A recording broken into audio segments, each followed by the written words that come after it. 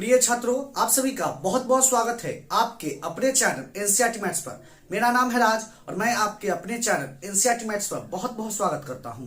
हम लोग कक्षा 10 एनसीईआरटी मैथ्स का सॉल्यूशन कर रहे थे। इसमें आज हम लोग कक्षा 10 के समांतर श्रेणी का प्रश्न देखेंगे। ऐसे क्वेश्चन एग्जाम में पूछे जाते हैं क्योंकि अब एग्जाम का समय नहीं है, तो हम लोग ऐसे क्वेश्चन देखेंगे जो कि एग्जाम में पूछे जाएंगे और एग्जाम में रहेंगे। ठीक है, तो आप ऐसे जरूर क्वेश्चन देखें, एग्जाम में रहेंगे। ठीक है, समांतर श्रेणी से बहुत सारे क्वेश्चन एग्जाम में पूछे जाते हैं, आप ठीक से समझ ले और ऐसे क्वेश्चन एग्जाम में रहेंगे। तो आइए देखते हैं। श्रेणी 2, 4, 6, 8 का 11वां पद ज्ञात करें।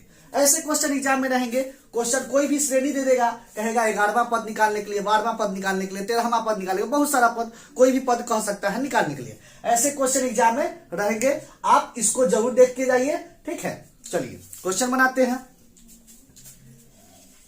हल दिया है एपी 2, 4, 6, 8 डॉट डॉट। ठीक है, 11वां पद निकालना है तो सबसे पहले हम प्रथम पद निकाल लेते हैं। हम लोग जानते हैं प्रथम पद को ए से दर्शाते हैं। प्रथम पद को ए से दर्शाते हैं, ए इक्वल टू होता है A1। अब यहाँ A1 क्या है, A2 क्या है, यह देख लेते हैं।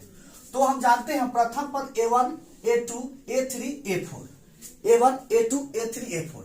कोई भी एपी दिया रहता है जिसमें पहला पद A1, दूसरा A2, तीसरा A3, चौथा A4 डॉट डॉट डॉट, आगे ऐसे ही क्रम चलते रहेगा। चलिए ठीक है, A equal to A1, A1 का मान कितना है 2, A1 का मान कितना है 2, तो प्रथम पद का मान निकल गया। आगे निकालते हैं D। सार्वंतर को हम लोग D से दर्शाते हैं। ठीक है, D से, तो D इक्वल टू होता है A2 minus A1, A2 minus A1। अब A2 क्या है, A2 है A2 4 माइनस A1 कितना है 2, घटेगा तो कितना होगा 2, तो D का मान कितना हो गया 2। अब आगे देखते हैं, 11वां पद ज्ञात करना है। 11वां पद, तो देखिए हमको निकालना है, इसलिए A11 का फॉर्मूला होता है A plus 10D, A plus 10D।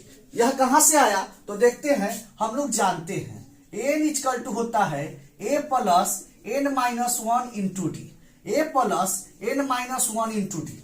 ठीक है, यह फॉर्मूला आप जरूर याद रखिएगा। इस पर बहुत सारे क्वेश्चन आपके एग्जाम में पूछे जाएंगे, ऑब्जेक्टिव भी क्वेश्चन पूछे जाएंगे, सब्जेक्टिव भी क्वेश्चन पूछे जाएंगे। यह फॉर्मूला आप जरूर याद कर लीजिएगा। अब देखिए, मान लीजिए हमको कोई पद निकालना है, मान लीजिए A2 निकालना है, तो A2 देखिए A के जगह पर तो A ही होगा, प्रथम पद है। n के जगह पर कितना आ गया 2, तो 2 माइनस 1 इंटू डी क्या हो जाएगा, A प्लस 2 में से 1 जाएगा, कितना होगा 1 डी। क्या फॉर्मूला हो गया A प्लस डी। क्लियर है, A2 का फॉर्मूला हो गया A प्लस डी। अब मान लीजिए हम निकालते A5 निकालते हैं, तो n के जगह पर 5 हो गया, A के जगह पर A ही होगा, प्लस 5 माइनस 1, n के जगह पर 5 माइनस 1 इंटू डी। क्या फॉर्मूला हो जाएगा A plus 4D, A plus 4D। Clear है। अब देखिए, आप इसको शॉर्ट में भी निकाल सकते हैं। जैसे देखिए, यहां A2 बोला है निकालने के लिए, तो यहां A, ठीक है, ये तो होगा ही, प्लस यहां 2 बोला है 2, तो यहां 1 डी लिए है। क्लियर है। आगे देखते हैं A5, A तो होगा ही, सब में A होगा, और 5 है तो एक कम डी, क्या हो जाएगा 4D। मान लीजिए A6 निकालते हैं, A6 इक्वल टू होगा, A तो होगा ही।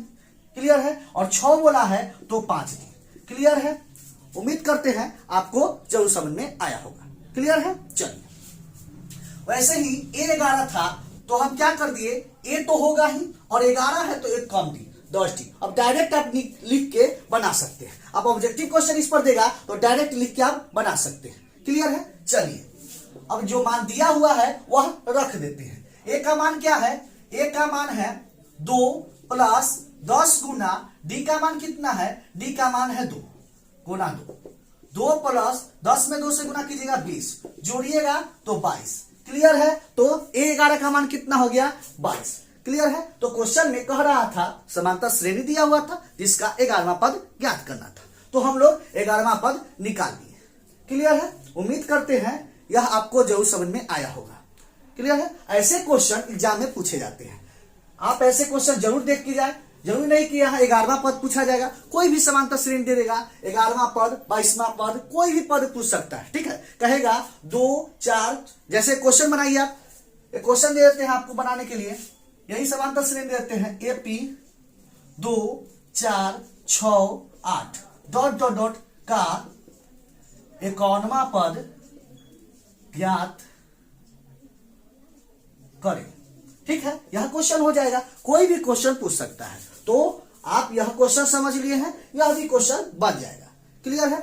तो उम्मीद करते हैं कि यह प्रश्न आपको जरूर समझ में आया होगा। यदि क्वेश्चन समझ में आया है तो वीडियो को लाइक करें और ज्यादा से ज्यादा अपने दोस्तों के पास शेयर जरूर करें, अपने दोस्तों के पास जरूर पहुंचा दें, क्योंकि ऐसे क्वेश्चन एग्जाम में पूछे जाते हैं और आपके दोस्त भी बना लेंगे। ठीक है, मिलते हैं नेक्स्ट वीडियो में इसी तरह के नए प्रश्नों के साथ, तब तक के लिए धन्यवाद।